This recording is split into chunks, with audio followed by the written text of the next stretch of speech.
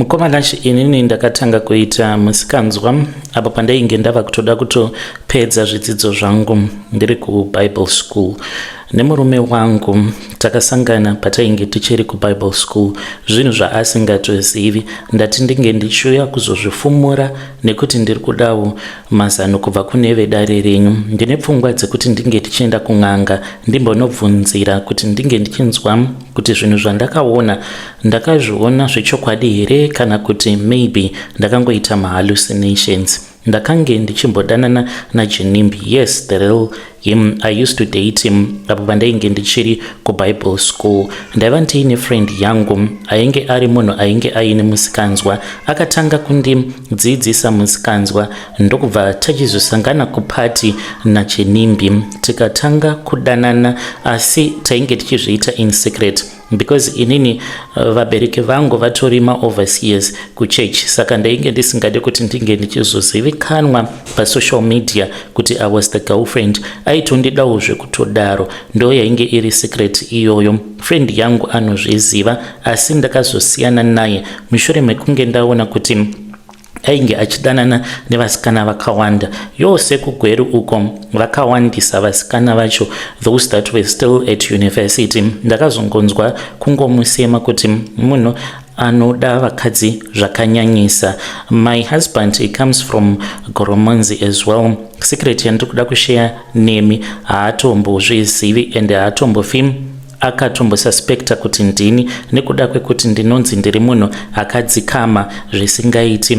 Zvakaitika mukoma, takange taenda kuchurch convention. This is well after Ginimbi ashaika. It was last year muna 2025. Takati tiri church convention pane imwe luxury hotel yandisingadi kudoma hangu nezita, asi hotel iyi iri muno muHarare. Saka pahotel apa pane auditorium hombe, ndokwatainge tichinamatira ikoko. Saka takati tapedza kunamata 8 p.m. prayer. Mind you, ndachinja nguva kuitira kuti vanhu vasazosuspekta. Takabuda muauditorium, ndakabudawo ndichiti ndava kuda kumboenda kunozorora because ndainge ndakatsanya ende ndainge ndichinzwa musoro wangu uchitema. Ndakati ndichifamba ndiri mucorridor ndopa ndakabva ndachizomuona. Ndakamuona ainge akapfeka sutu yake yewhite, all white, achifamba achiratidza kuti ainge ari munhu ainge aine kunhu kwaainge achimhanyira kuti ange achizoenda. Ndakabva ndamuziva cause munhu wandakambodanana naye. Saka ndakatomuona kuti uyu ndiye chaiye. Hana yangu yakarova because I knew very well kuti ainge akafa, chainge chitori chipoko chandainge ndichiona. Ndakatadza kana kushevedzera kuburitsa kana izwi. Ndakanzwa makumbo angu achita sekunge ainge akasungirirwa simbi dzenjanji nekuremerwa. Iye hana kana kumbonditarisa, akasvika painge paine imwe room ndokubva amira padoor. Chakandishamisa ndechekuti akangopinda nepadoor asina kuvhura door racho, akangoita sekunge munhu ari kutongopinda nemukati medoor. Mukomanashi ndakamira ipapo, vamwe vanhu vainge vasara kuauditorium vakatongotiwana ndakamirapo. Ndainge ndakangomira ndichizvibvunza kuti chii chainge chaitika apa ndichidedera. Ndakati kasi ndiri kupenga, kasi ndiri kuona zvinhu zvisipo. Munhu uyu ndakamuziva uye zvekare ndakatoona kutoti ndiye, asi chakandikatyamadza ndechekuti akapinda nepadoor. Hazviitiki izvi kana kuri kunzi anenge ari munhu, kunyange zvikanzi ndakaona munhu asiririye, but sei akazokwanisa kupinda murumu macho imomo asina kana kumbovhura door. Haana kumbonditarisa, akatoita sekunge asina kana kutombozviona kuti ndainge ndamuona. Ende chinondityisa ndechekuti kubva musi iwoyo handina kana kuzombowana zororo mumwoyo mangu, nekuti ndinongogara ndichingofunga nezvayo nyaya iyi kusvika pari nhasi. Ndikuda kungobvunzawo kubva kune vedare renyu, misikanzwa kunyange ndakaita misikanzwa ndikadanana naGinimbi nevamwe mukoma vekuti ndikakuudzai mazita avo munokwanisa kuswera mava kutotsvakwa nemasi10 because ndakamboita misikanzwa too bad. Ndaisangana navo vanhu ava because friend yangu baba vake ivo vainge vachiwirirana nemaministers, saka taizosangana mukufamba umu nevanhu vane mari dzavo nevamwe vanoita zvematongerwo enyika. But ndakazosiyana nazvo zvandainge ndichiita, ndikazokumbira ruregerero kuna Mwari, ndikati I want to do it again. Ndigere zvakanaka nemurume wangu. I am a pastor, a qualified pastor even, but ndine mamwe mazisecret ekuti kana zvainzi vanhu vanokwanisa kuona zvandakaita handizivi kuti ndainyarira pai. Chandiri kungoda iadvice kubva kwamuri, kunyange ndakazotendeuka, but kana kuri kunzi ndikaenda kun'anga ndichida kungonzwa nekuziva kuti ndakaona chipoko chaGinimbi zvechokwadi here, kana kuti asiri iye wandakaona, kana kuri kunzi ndeumwe munhu wandakangoona akangopfekawo zvinhu zvewhite, kosei akazopinda muhotel imomo. haana kana kumbobata dhoo, akangomira akatarisa ndokubva atopinda. Mukomana chidhoo risina kana kumbovhurwa. Please muzondizivisa nekundipawo link ndikwanise kuzoteerera. Kana maposta mundiudza zvekare, ndinoda kuzodelita message iyi. Vedare ndo message iyo yandakatumidzirwa ichibva kuna amai mufundisi avo. Zvakangooma hazvo vedwe, ngatitaurei navo mucomment section. Amai mufundisi hanzi ndo zvakaitika izvi, ndo zvavakaita, zvinotyisa, zvakaoma. Hanzi vakaona chipoko chake mukomana mune imwe hotel. Hanzi vakambofambidzana vakazorambana nekuti vainge vava kuziva kuti hanzi ainge aine magirlfriends akawandisa. Zvakaoma, ngatitaurei navo. Hanzi ndoenda kun'anga here ndimbonobvunzira kuti chii chandakaona, chii chakaitika pavainge vari kumusangano wechechi. Regedzai tibva taenda panyedu inotevera. Nyedu inotevera yakamira sekudai so. Hanzi mukomana muri sei zvenyu? Please post my story makavika chitupa changu. Zita rangu muchanditi Rudo, not my real name. Mukoma ndauya panapa ndichishandisa ghost account. Ndiri muno muSouth Africa. Moyo wangu wakaremerwa uye zvakare ndiri kuzvidemba, and ndinoda kuti vanhu vange vachiziva kuti never trust someone that you think is your friend. Zvinhu izvi zvakaitika mainge muri muna December. Mukomana ndipo pandainge ndichifanira kuti ndinge ndichizochata nemurume wangu. Ndakatiza on my wedding day, ndakatiza murume. Ndainge ndatobvisirwa mari malobola. Takatoenda kuZimbabwe nemuSouth African uyo akandiroora. Munhu anoita zvematenda ende munhu atori nemari dzake. Ndichangoti anogara kuBryanston, saka ndakatanga kufambidzana naye. Asi kwasara mazuva mashomanana tiri kuhotel, shamwari yangu, my best friend, uyo akandiunza muno muSouth Africa wandakatokura naye, akauya kwandiri achichema. Ndikati ko uri kuchemei? Akati shamwari, ndatadza kunyarara, ndatadza kuregedza kukuudza nekuti murume uyu, kunyange ndakakutsvakira murume, but ndati ndike ndichikuudza chokwadi about murume uyu. Ndikati ko chii? Akati murume uyu akaromba, ane nyoka iyo yaanogara nayo mumba make. Handina kunge ndakakuudza kuti ndakambodanana naye, I'm very sorry. Iye akandiudza kuti akatoona shato yainge iri mubedroom ichirutsa mari. Akati I know kuti ari kuda kuchata newe kuti unge uchizova sacrifice, ange achizoshandisa mweya wako unoitwa chitokoloshi. Ndakavhunduka mukoma, ndakabva ndamubvunza kuti ainge achirevesa here. Akati hongu. Akandiratidza mamessages ekuti zvechokwadi vakatombofambidzana naye. Saka shamwari yangu uyu ndiye akandiunza munomu, ende ndiye akandibatsira kuti ndige ndichizosvika pakudanana naye murume uyu muZCC. Saka ndo zvakanyanya kundivhundutsa izvozvo. Akati unovaziva zvakanaka here vanhu vekuchechi yeZCC vanenge vakaromba. Saka ndakabva ndatongotiza musi wemuchato, but chava kundinetsa mukomanashe ndechekuti shamwari yangu, even though akandisiisa murume uyu, ndakazotongosenderwa screenshot. Ndakaona kuFacebook akanyora kuti finally found my soulmate, ende chakaita kuti ndige ndichiziva kuti murume wangu aifanira kunge dai ari murume wangu. Ane imwe Porsche iyi akambouya akanditora achidriver Porsche iyoyo tikaenda kuCape Town, ndeye white. Motikari iyoyo ndo yandakaona friend yangu ainge ari mukati mayo, uye zvekare ndikazobvunza munin'ina wake akati vava kudanana zvekare. Saka handichazivi manje kuti chii chiri kunyatsokuitika, sei friend yangu akambondisiya ndichidanana nemurume uyu, then the last minute obva anditi mutize nekuti akaromba. Ndinotodawo advice kubva kune vedare renyu, nditori nestress isingaiti nekuda kwezvakaitika izvi. yeZimbabwe ndo message iyo yandakatumidzirwa ichibva kune mwanasikana uyo. Zvakangooma hazvo vedwe, maybe best friend yenyu akatongozviona kuti zvakangofanana, zvitongori nani kutongoroorwa nemunhu wacho kunyange akatongoromba, akatongoti sezvo ndirini ndakatanga naye, let me just continue. But zvisakurwadzai, kunyange zvikanzi zvechokwadi anenge akaromba, ngazvisakurwadzai because you do not know what was going to happen in the future. Rekedzai tibva taenda panyedu inotevera. Nyedu inotevera yakangomakomana zvakaoma kune vanhu vane utsinye. Hanzi mukomanashi, how is it? Ininiwo ndinogara munomo muHarare. Ndauya pano ndiine secret yangu yandiinayo. Ndinotya kuti kana musikana wangu akazozviziva relationship yedu inobva yapera, because apa ari kuita maresearch. Nhai kana kuri kunzi ukahekesa Facebook yemunhu anokwanisa here kuzozviona. Hey, pakaipa I made a mistake mukoma, dai ndakaziva because I paid with her bank card pandakabhadhara mahackers online kuti vange vachimuhekera page.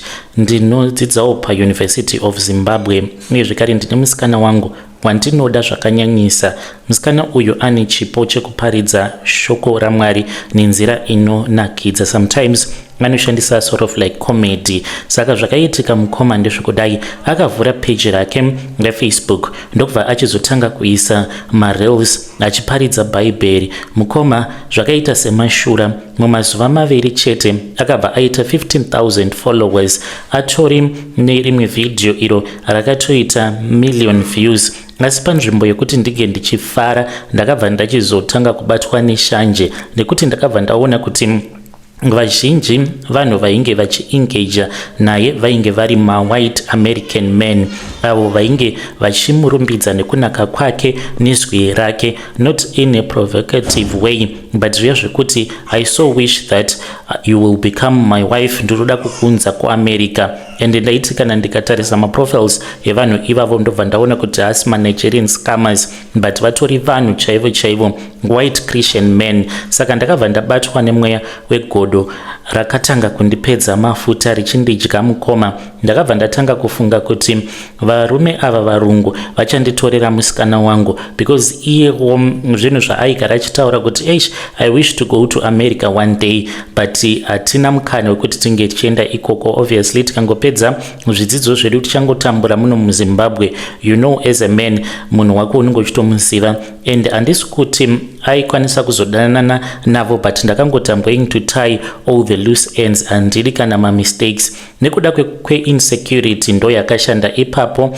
Ndakabva ndabvisa mari yangu ndikabva ndabhadhara vamwe vanhu vekuIndia. Kune vanhu vekuIndia vanoshandisa anonzi mabots, kana musingamazivi anenge ari munhu maybe anenge atori nekambani, saka vanenge vaine kana mafoni 2000 or 3000 mafoni avanoshandisa kulaika, kuvhiwa. Saka mabots awa vanokwanisa kumashandisa zvekare kuripota page remunhu paFacebook. Ndakavabhadhara mari, it was $380. Ndikabva ndati ndinoda kuti munge muchiita kuti page iri ringe richizova reported. Mabots aya akakundikana, page rake harina kudhilitiwa, rakatoramba richitowedzera mafollowers. Ndakabva ndati pano ndoita sei? Ndakaenderera mberi neplani yangu. Ndo pandakaenda kune mumwe muNigerian uyo wandinoziva, because ndine friend yangu aimboita zvekuuya nemaiPhone anenge abiwa kubva nawo kuSouth Africa. Saka ndakaenda kumunigerian wacho ndikanotaura naye, ndikamuudza kuti anditsvakire vanhu vanoheka. Akati vanhu vanoheka vakazara kuNigeria, uye zvekare ane maIndia aanoziva. Akati iye anoda $100. Mukomanashi ndakabhadhara $100 yekuti ndige ndichipiwa link, then ndokubva ndachizobhadhara zvekare imwe $400 $400 US. Saka akabva achizohekerwa page rake. Page iri rakabva ratodhilitiwa. Iko zvino zvimusikana wangu uyu anochema mazuva ose, anoti komwari sei vakaita kuti ndinge ndichibirwa page rangu. Akangotumidzirwa link, kungodzvanya kwaakaita link, page gone, and ne account yake, even the main account, it is gone. Saka anorwadziwa, anoti apa nema friends angu nehama dzose dzainge dziri ku main profile, not just the page, zvose zvakatoenda, and page iroro rakazotochinjwa rikatonyorwa nechiarabic, haazvizivi, uye zvekare main profile yake yakatochinjwa ikatonyorwa zita rimwe rechiarab. Vakatanga kuunfollowa vamwe vanhu vainge vari mafriends ake. Saka ndinoita sekunge ndiri kurwadziwa. Akatomboita stress yekutopinda mumakumbezi, akapfeka bhutsu. Ini ndikangoita sekunge I am in pain, but ndainge ndichitofara, ndikati ndagona. Ndiyo nyaya yandiunza pano mukomanashi. When you post my story muzondizivisa. Kune avo vanenge vachida kundijaja, it is fine, you can judge me. Ndakazviita zvinhu izvi because ndainge ndichida kuprotecta munhu wangu kubva kune vanhu vepaintaneti. You never know, kana munhu ava nefame, pamwe anokwanisa kuzongofunga kuti anga achikusiya obva aenda kumhiri kwemakungwa. I know kuti ndakakanganisa. Fear yangu manje yava pakuti kana akagara azviziva, mukoma zvinobva zvatodhakwa. Yo vedare ndo message iyo yandakatumidzirwa ichibva kuna mukoma vedu avo. Ngatitaurei naye mwanakomana uyu mucomment section. Zvakangooma nazvo vedu we, kubhadhara mari yakawanda kudaro. Dai makatangawo renyu page muchimaketa muchishandisa mari iyoyo, haisi notosvika koma 900 something or $1,000. Dai makashandisa henyu mari iyoyo kumaketa page renyu muchiitawo zvenyu. Hanzi ndakatya nekuti engagement yacho ndakaona sekunge ndichazotorerwa musikana wangu. Zvakaoma. Will she forgive him if she ever finds out kuti ndo zvakaitika? Tell me what you think mucomment section. Rekedzai tibva taenda panyedu inotevera. Nyedu inotevera yakamira sekudai. Hanzi mukomanashi muri sei zvenyu, please post my story makavika uchitupa changu. Ininiwo ndiri murume abve zera, ndatova nevazukuru. Ndichikutumidzirai confession yangu iyi. Ndinoshanda kuzesa. Nguva zhinji kana ndiri muofisi ndinenge ndichiteerera hangu maconfessions, uye zvekare nemamwe machannel avo anoita zvekudzidzisa dzechivanhu, but yai dzana mukotsa njera ndo dzinondityisa dzengozi, because iniwo ndine makuva ari pasi. Ndinonzwa kumerera kana ndikaona vanhu vachibudirwa nemweya yengozi. Kubasa kwandinoshanda vanhu vanonditya, vanondiremekedza nekuda kwekuti ndine mishonga yandinoshandisa. Ndinoshandisa nyoka ini kuchengetedza position yangu. Kupinda kwandakaita, ndakapinda muofisi nekuda kwepolitics. Handina kupinda nekuda kwekuti ndainge ndini ruzivo rwakadzama. Saka ndapinda kudaro, ndakatanga kusangana necompetition pabasa. Mamwe madhara andakawana aripo mudepartment randainge ndava kushandira. Madhara iwawo ainge akaromba. Muna 2010 ndo pandakabva ndachizoendeswa kune imwe n'anga yekugokwe neumwe wandainge ndichiziva kupolitics, uko kwandakabva ndachizonopiwa nyoka. Nyoka iyi ndakaipiwa yainge iri diki about 3 cm, asi nyoka iyi iko zvino zviyakura about 500 to 600 cm. Mukoma, nyoka iyo yeyi inogara mudrowa mangu muofisi mangu. Ndakanzi pose apo panovhurwa vacancy, kana munhu akapiwa chinzvimbo ichocho ndisingamufarire, nyoka iyoyo inoenda yobva yanomuruma. Chandisingadi ndechekuti munhu anenge aine maqualifications anopfuura angu ange achizova pamusoro pangu, nekuti ndinotya kuti ndinokwanisa kuzoonekwa kuti rimwe basa handinyatsokurigona nekusariita nemazvo. Saka ndinoda kuramba ndiri pamusoro. Mamwe madhara ose avo andakawana vainge vachishandisa mishonga kunokukuzesa, ndakavapinza muvhu. Ndokusaka ndichitya mweya wengozi pose pandinoona ngozi padzinenge dzichiburitswa, because ndinoziva zvandakaita. Kunoku kwandinoshandira kune vanhu vakawanda ende vanhu vazhinji ndichangochinja hangu ndichangoti vazhinji vandakauraya vakafa nestroke because handidi kuti vanhu vange vachizozviziva kuti department kwacho kunonyanya kufa vanhu ndekupi, uye zvekare vanhu vange vachizozivikanwa kuti nhingi uya ari kunzi akafa nestroke ndinhingika. Vanhu ivavo vanotombopota vachiuya kuzotondishanyira masikati zuva rakacheka nyika, vototanga kutoshanda, ende dzimwe nguva vanenge vachitotaura neni apa ndinokwanisa kuzotorealiza kuti ndiri kutaura nemunhu akafa, ndatomboita nguva ndichitotaura nemunhu iyeye. Saka ndine nyoka yandinoshandisa, ndava nemakore ndiinayo. Ndinoda kungozivisa kune avo vanenge vachida kuzoshanda mumakambani awa atinoshandira. Zvinonetsa mukoma, unotosangana nevanhu vanenge vakaromba, ende ruzhinji rwedu takazoromba not because tainge tichida kuromba, asi takaromba nekuda kwekuti tainge tichida kuzvichengetedza mumabasa. Zvakangooma hazvo veduwe. Ndo meseji iyo yandakatumidzirwa ichibva kuna sekuru avo yapakaipa, but vanga vachiti hanzi I'm going to retire very soon. Hanzi it's either this year kana kuti muna 2027. Zvakaoma. Ngatitaurei nezvayo. Kana kuri kunzwa munoshanda mumabig companies kana kuinewo zvamunoona zvinoitika ikoko zvamusinganzwisisi, bring those stories to our inbox kupage redu refacebook. Regedzai tibva taenda panyedu inotevera. Nyedu inotevera yakamira sekudaiso. Hanzi mukomanachi makadai zvenyu, please post my story makavigawo chitupa changu. Ndauya pano nenyaya yandinayo ma-death threats awo andakasangana nawo muna 2024. I will never forget, shame. Nyaya yangu yakatangira muna 2017. Mwana wangu akatanga kungorwara zvainge zvisinganzwisisiki.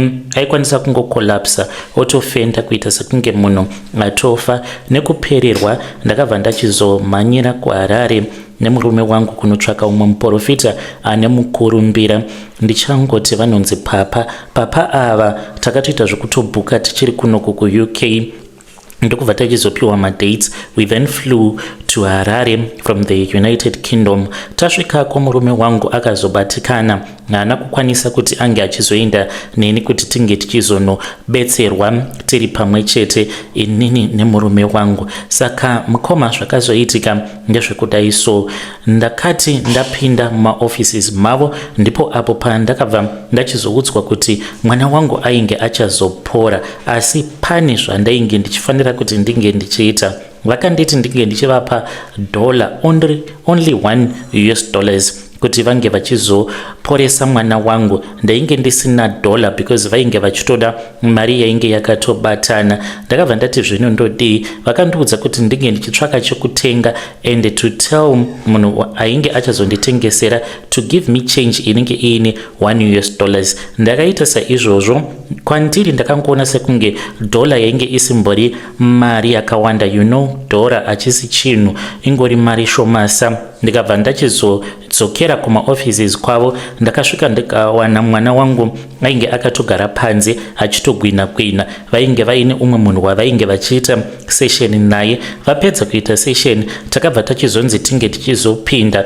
Tapinda kudaro vakanditi ndinge ndichizoisa dhora riya mumaoko emwana wangu. Ndaita saizvozvo. Ivo ndokubva vachizoti kwaari chuya undipe. Akaenda akabva achizonopa papa dhora riya. Pakarepo mwana wangu akangogwina akapupuma furo akarutsa. Vakanditi korobhai zvenyu amai, mwana wenyu atopora uyu. Ndakapembera mukoma because mwana ainge ava kutobvunza kuti aripi. Vakati muri kuonaka kuti mwana wenyu atopora, it is a great miracle. Asi havana kuda kuti nyaya iyi inge ichizivikanwa. Vakati pane dzimwe nguva dzekuti kana ukakomborerwa naMwari you are not supposed to celebrate in public. Vakati just celebrate in secret. Vakandiudza kuti zvainge zvaitika ndeinge ndisingafanire kuti ndige ndichizoudza kana murume wangu. Saka mukomanashi makore apfuura mwana wangu akabva achizotanga kurwara zvekare. Akangorwara kwe1 week tikatoenda naye kuchipatara. Tabva naye kuchipatara, mwana uyu ndopandakatanga kuona kuti ainge ava very dull. Kana kuchikoro zvaainge oita zvainge zvisingachanzwisisiki. Saka ndakaona kuti upenyu hwake hauchina kana chiedza. COVID came and it went. Ndopandakazotanga kufamba. Ndakatanga kufamba mugore ra2022 2023 ndichifamba ndichinamatirwa nemapastors akasiyana siyana. Ndipo pandakaudzwa kuti mwana wangu uyu haana kuporeswa neminamato chete yapapa. Papa vakashandisa dhola riya kuti vange vachiita spiritual exchange sezvavakataura, asi exchange iyi havana kunge vakandibudira pachena kuti ispiritual exchange yakaita sei. Papa vakatora chipo chemwana wangu icho chaakazvarwa nacho vakazvipa ivo chipo ichocho pakuchinja kwakaita mari ichibva mumaoko momwana wangu vachizoisa muhomwe. Saka nekutsamwa ndakabva ndavafonera papa ava ndikavabvunza kuti sei vainge vakabira mwana wangu upenyu chipo chake.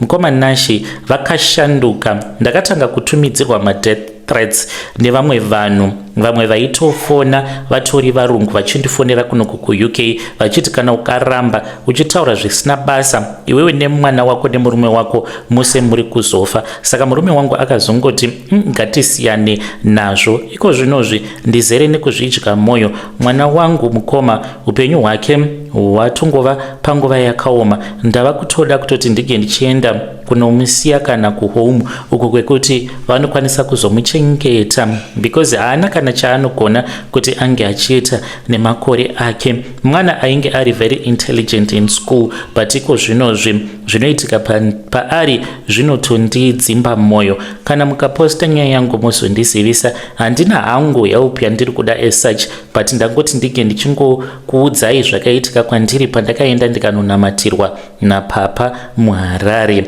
Vakatotora dhola vakaisa muhomwe mavo. Vedare ndo message iyo yandakatumidzirwa ichibva kuna vanzvadzi vedu. Ngatitaurei navo mucomment section. Hanzi pakaitwa inonzi spiritual exchange. Hanzi handina kumbofunga zvakawanda nezvazvo panguva yacho iyoyo, but now I am regretting. Zvakaoma. Ngatitaurei navo mucomment section. Regedzai tibva taenda panyaya yedu inotevera. Nyaya yedu inotevera yakamira sokudai so. Hanzi mukomana chemakadei zvenyu, please post my story makaviga uchitupa changu. Tine zvatakaita paguva remuroora uyo akafa arohwa nebrother yangu kuitira kuti asazomuka ngozi. Mukoma brother yangu munhu ainge agara ari very abusive, musoja. Saka akazoti atora umwe mukadzi ainge ari wechidiki. She was in form 3. Tikati sezvo uyu ari mudiki maybe vanokwanisa kuzonzwisisana. Saka akangotanga futi kuita mabasa ake. Iye anongotanga nekungoti mukadzi ari kuita zvevanhurume. Mukadzi uyu akazorohwa ari kumusha. Akati afira mumusha medu, hama dzake dzikabva dzachizoramba kuti dzinge dzichiuya kuzotora mutumbi wake. Vakati chingovigai mega. Takazotoita zvekutokumbira, then kwakazouya vanasisi vacho. Mumba umo maakafira mukoma mainge muine carpet iyoyo yainge iri ye-white but yakaita red neropa. Takarwadziwa tose semhuri. Brother yangu ndokubva achizosungwa for murder. Asungwa kudaro isu takasara tiri mumatambudziko nekuti chitunha chainge chiri kumochwari tichishaya kuziva kuti toita sei because hama dzemufi dzainge dzichiramba. Tikabva tachizotaurawo nevamwe vakazonzwisisa kuti vatava kutoshungurudza vabereki vangu nekuti vakura. Saka vakasvika pakunzwisisa vakati vainge vachida mari. Ndokubva tabhadhara dzimwe mari asi dzimwe hama dzacho dzikati hadzidi kuuya. Takazongoviga ende takavigira muroora mumusha. Saka takabva tachizoenda kune imwe n'anga yekuChipinge because tainge tava kutofambawo. Saka vamwe vana mukoma vakaenda kuChipinge kana kuzobvuma kwakazoita mhuri iyi. Pakatoshandiswa mishonga. Saka n'anga iyo yakati kana munhu uyu avigwa ndinoda kuti munge muchizodzoka kunoko. Saka takabva tachizonzi tiri kuChipinge patakaenda sedzinza rose kuti mweya uyu usazomuka, unoda kusungirirwa pane chimwe chinhu. Saka takabva tachizonzi tinge tichizotenga rice raisi iri mukomanache takaritenga kudhura online, tikatoita order from India, rikauya raisi iroro. Rakati rauya takabva tachizoita mabiko, ndokubva rabikwa raisi iroro. Varoora vemudzinza hapana ainge aripo, nekuti takanzi tinofanira kuzviita tiri tega vanhu veropa. Ndokubva tachizoita mutambo wedu, tikadya usiku tisina kupfeka, takadya takakomba guva rake. Tapedza kudya raisi iri, ndokubva tachizoenda, ndokubva tachizonomwaya raisi pamusoro peguva iro ratainge tisina kubika. Rimwe racho tikatoita rekutocherera tikariisa muguva. Takaudzwa kuti izvi ndo zvichazotichengetedza kuitira kuti mweya wake usazotimukira uri mweya wengozi. Makore atowanda mukoma, hapana kana chimwe chiitiko chakazomboitika chingaratidza kuti mweya wengozi uri kutiteverera. Izvi zvatakaita takazviita nekuda kwekuti brother yangu ainge aponda ari kujeri. Hakuna kana ane shungu dzekumboenda achinomuona nekuti akaparira dzenza. Ndiyo secret yangu yandiinayo. Hama dzemufi kunyange vakaramwira chitunha chavo kwatiri, but havatozvizivi kuti takazomutsipika kumagumo kwazvo. Yo vedare, ndo message iyo yandakatumidzirwa ichibva kuna vanzvadzi vedu. Zvakangooma hazvo vedu we, hanzi takamutsipika, hapana chatainge tichikwanisa kuti tinge tichiita nekuti taitya kuzopedzwa nemweya wengozi. Ngatitaurei nezvayo nyaya iyi mucomment section. Zvakangooma hazvo vedu we. Ndo message yekupedzera iyo yandakandakakubatirai. Ngatisanganei zvekare mune zvimwe zvirongwa zvinotevera.